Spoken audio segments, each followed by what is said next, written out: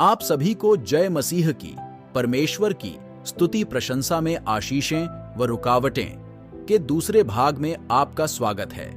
इस वीडियो में हम जानेंगे कि परमेश्वर की प्रशंसा में क्या-क्या रुकावटें आती है, और यदि आपने इस वीडियो का भाग 1 नहीं देखा है तो उसे जरूर देखें, जिसका लिंक आपको इस वीडियो के डिस्क्रिप्शन में और ऊपर आई बटन में भी मिल जाएगा।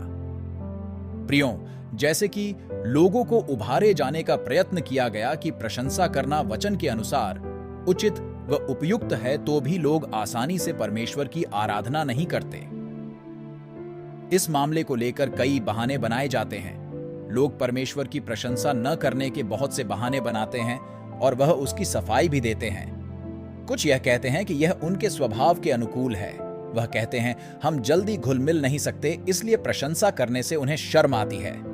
वास्तविकता यह है कि बाइबल उन आधारों पर किसी को क्षमा नहीं करती।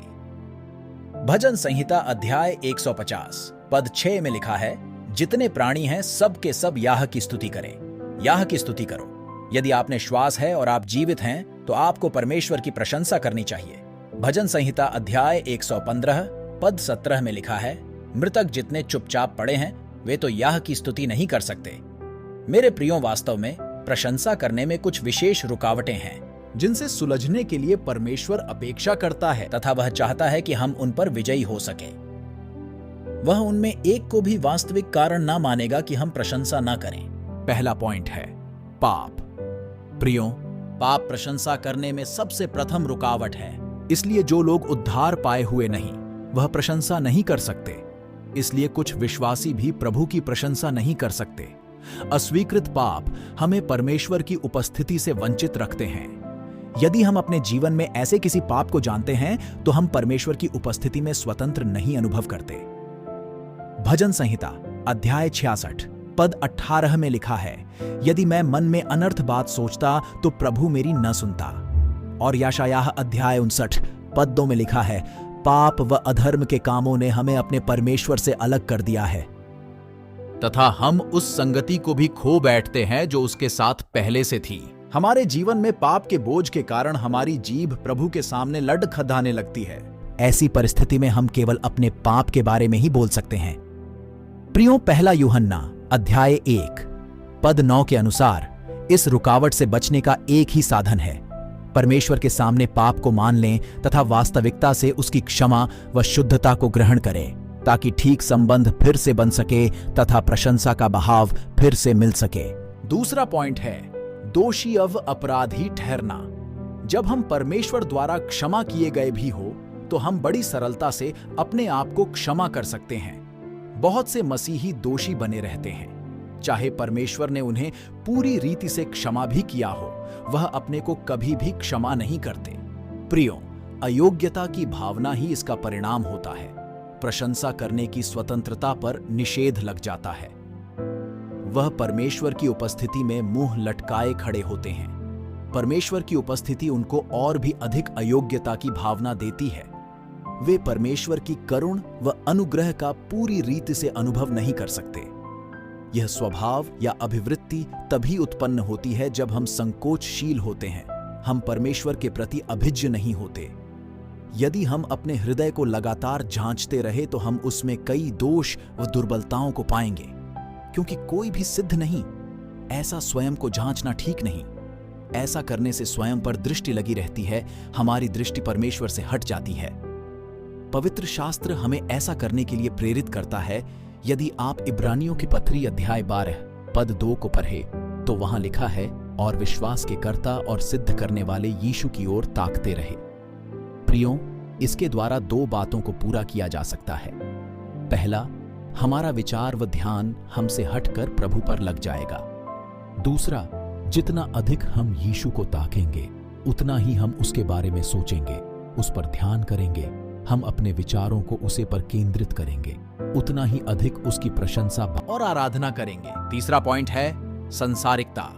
ऑलिवर क्रोमवेल ने एक बार कहा, संसारिकता वह है जो यीशु मसीह के प्रति मेरे प्रेम को ठंडा कर दे।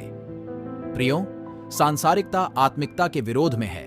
यह वह स्थिति है जहां हमारे मन व दिमाग संसार की बातों में लीन हो जाते हैं तथा हमारे विचार परमेश्वर वो उसके राज्य से हट जाएंगे।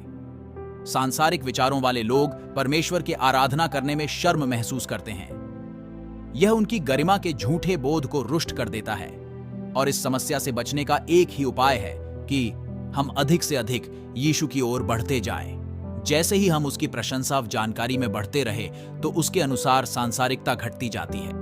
सांसारिकता एक लक्षण है कि गरिमा और शिष्टाचार को बनाए रखने का प्रयत्न है या फिर लोग क्या सोचेंगे, इन विचारों में खोए रहना। मसीही बनने के बाद हमारा एक ही ध्येय होना चाहिए कि हम प्रभु की प्रसन्नता का कारण बन रहे। इससे सांसारिक मनुष्य प्रसन्न नहीं रहता। यदि हम मनुष्य को प्रसन्न करने में लगे रहेंगे तो हम परमेश्वर को अप्रसन्न करने के खतरे में पड़ जाएंगे। चौथा पॉइंट है परमेश्वर के प्रति लोगों की गलत धारणा। मेरे प्रियो, यह गलत धारणा परमेश्वर की प्रशंसा करने में बलपूर्वक रुकावट है।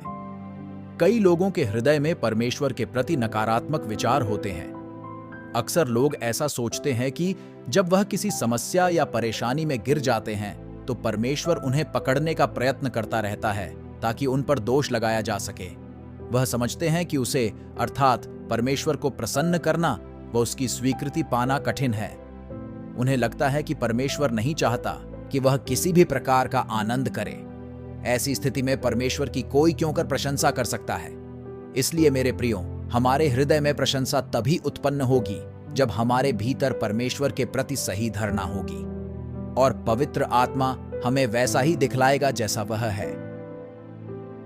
प्रियो, गलत धारणाओं से बचने के लिए परमेश्वर के वचन का अध्ययन करना बहुत ही आवश्यक है, लेकिन पवित्र आत्मा स्वयं हम पर प्रकट करेगा कि वास्तविक सच्चाई क्या है।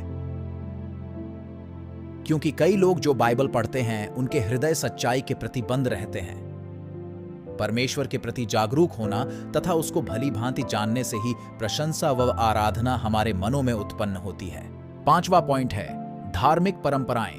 प्रियो, जब मसीह पृथ्वी पर था तभी लोगों ने बेकार परंपराएं बनाई हुई थी, जिसके कारण परमेश्वर का वचन शून्य या व्यर्थ बन गया था।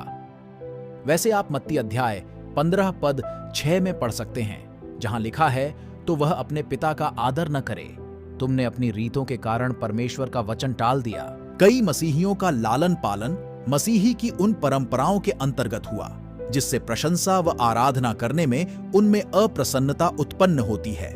ऐसे में उनमें आत्मिकता का अभाव पाया जाता है।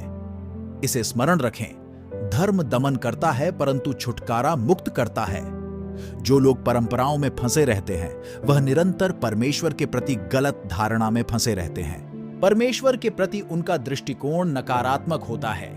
वह पूर्ण रूप से भावना रहित है, कठोर व वर्जित हैं। और जो लोग परमेश्वर के प्रति ऐसे विचार रखते हैं वह स्वयं भी ऐसे बन जाते हैं। ऐसी स्थिति से बचने का एक ही तरीका है, जब हम अपनी परंपराओं को खुले मन से परमेश्वर के वचन के प्रकाश में जांचें। जब पवित्र आत्मा आपकी परंपराओं को गलत प्रकट करे तो आप उसे छोड़कर परमेश्वर के वचन को थामने का प्रयत्न करें। छठा पॉइंट है घमंड या अभिमान। प्रियो, प्रशंसा व आराधना करने में एक और रुकावट है, वह है अभिमान।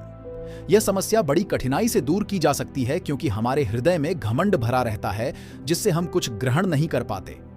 हमारा अहम अर्थात अहंकार हमें कुछ भी करने नहीं देता। याकूब अध्याय 4 पद 10 हमें बताता है कि प्रभु के सामने दीन बनो तो वह तुम्हें शिरोमणि बनाएगा। इसलिए यदि हम अपने को दीन नहीं करेंगे तो परमेश्वर हमारा विरोध करेगा तथा हमारे घमंड को भी तोड़ देगा। पहले पतरस अध्याय 5 के पद 5 में लिखा है, हे नवयुवकों, तुम भी प्राचीनों के अधीन रहो, वरन तुम सब के सब एक दूसरे की सेवा के लिए दीनता से कमर बांधे रहो, क्योंकि परमेश्वर अभिमानियों का सामना करता है परंतु दीनों पर अनुग्रह करता है। प्रियो, अभिमान के कारण हम केवल अपने स्वरूप के प्रति चिंतित रहते हैं। यही इच्छा करते हैं कि लोग हमारे बारे में ऊंचा सोचें और वह हमें ठीक समय में ठीक कार्य करते देख सके। सातवां पॉइंट है मनुष्य से भय। नीति वचन अध्याय 29 और पद 25 के अनुसार मनुष्य का भय खाना फंदा हो जाता है, परंतु जो यहोवा पर भरोसा रखता है वह ऊंचे स्थान पर चढ़ाया जाता है। प्रियो, मनुष्य का भय, उसके विचार व मूल्यांकन हमें एक ऐसे जाल में फंसा देते हैं जहां से निकलना कठिन है। और नीति वचन अध्याय 9 पद 10 में लिखा है, यहोवा का भय मानना बुद्धि का आरंभ है और परम पवित्र ईश्वर को जानना ही समझ है। इसलिए मेरे प्रियो, यदि वास्तव में हम प्रभु का आदर करते हैं तो हमें मनुष्यों से भय नहीं खोना चाहिए। हमें प्रभु को हर बात में प्रसन्न करते रहना चाहिए और ऐसा करने के लिए हमें उसकी प्रशंसा करते रहना चाहिए। यदि मनुष्य इसे पसंद न करे तो यह उनकी समस्या है।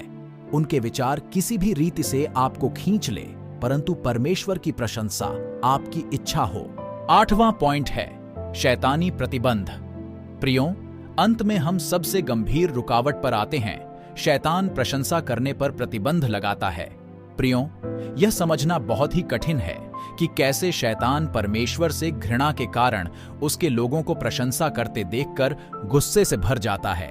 शैतान उस प्रशंसा को पाने की इच्छा करता है जो परमेश्वर के लिए है। आपको यह याद होगा कि जब यीशु की परीक्षा की जा रही थी, तब शैतान यीशु को झुककर आराधना करने के लिए कहा। और इस वचन को आप बाइबल में मत्ती की पुस्तक अध्याय 4 और पद 9 में पढ़ सकते हैं। प्रियो, परमेश्वर के प्रति जलन के कारण ही शैतान का पतन किया गया, क्योंकि वह अपने अभिमान में परमेश्वर से बढ़कर अपने बारे में सोचता रहा। और इस बात को भी आप बाइबल में याशायाह की पुस्तक अध्याय 14 पद 13 और 14 में पढ़ सकते हैं। वह असंतुलित जलन से भर जाता है जब वह किसी को भी परमेश्वर की प्रशंसा करते हुए देखता है। इसलिए शैतान जो है वो सबको प्रशंसा करने को निराश करता है या फिर सब पर प्रशंसा के विरोध में प्रतिबंध लगा देता है। प्रियो, जब एक व्यक्ति शैतान के प्रभाव के नीचे है या फिर दुष्ट आत्मा के अधीन हो, तब वह यीशु का नाम लेने तक भी असमर्थ है। जब ऐसा करने के लिए प्रेरणा दी जाती है, तब उसका गला सूख जाता है, उसके गले से कोई भी शब्द नहीं निकलता। और जब इस प्रकार के लोगों के सामने यीशु का नाम लिया जाता है, तब उसके भीतर जो दुष्ट आत्मा होती है वह गुस्से से भर जाती है।